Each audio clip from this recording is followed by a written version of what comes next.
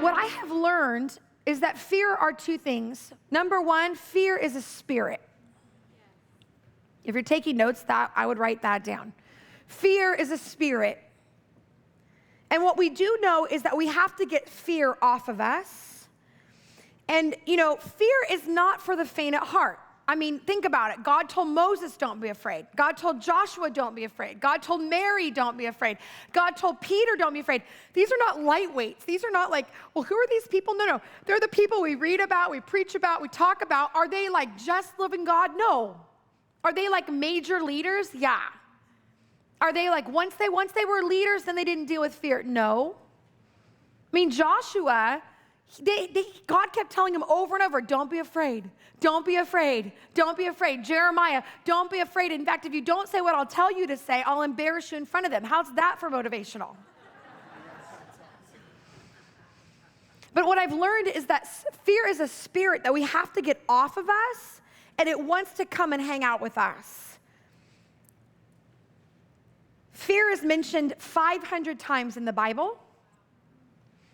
So it's not just, I'm pretty courageous. Fear is very sneaky, and we're going to talk about that. We're going to talk about how it motivates us. So 2 Timothy chapter 1, verse 7 says, "For God did not give us the spirit of fear, but of power and love and of a sound mind." This is where we're going to camp tonight. I love what the Amplified says. It says, "For God did not give us the spirit of timidity, of cowardice, cringing, fawning fear." I love that thought. Like, he didn't give us a spirit where we need to be afraid.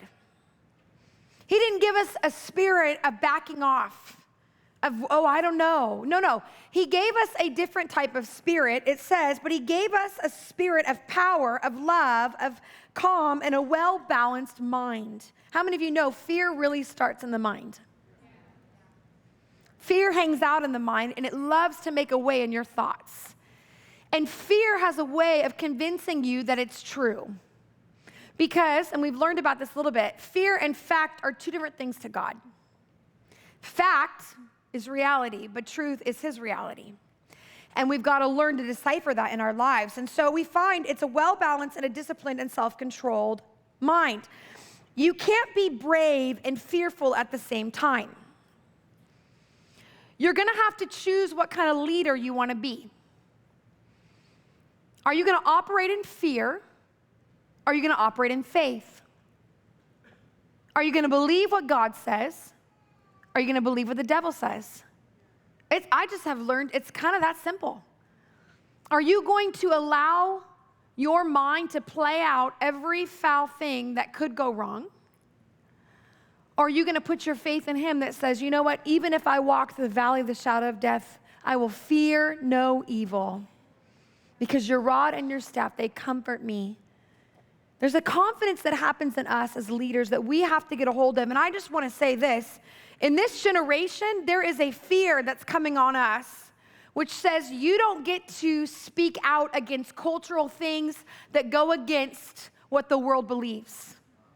You're not allowed to talk against homosexuality.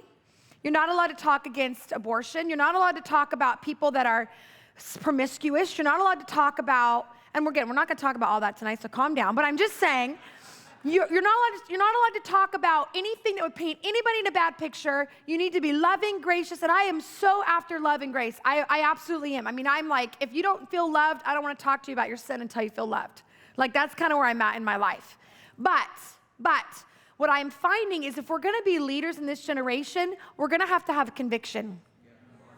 And conviction is knowing what's right and wrong, no matter what anybody else tells us. And the only way we know what's right and wrong is through the Word of God and through, legalism is adding to the Word or taking away from the Word is religion. So when we add or take away things, we have to know what does the Word say? Because the voices of the earth will become so convincing, and the fear that wants to silence us from being powerful women and men it's crazy. And so what I'm learning is that if you have the spirit of fear on you, you don't get to operate with the spirit of love, with the spirit of power, and a spirit of a sound mind.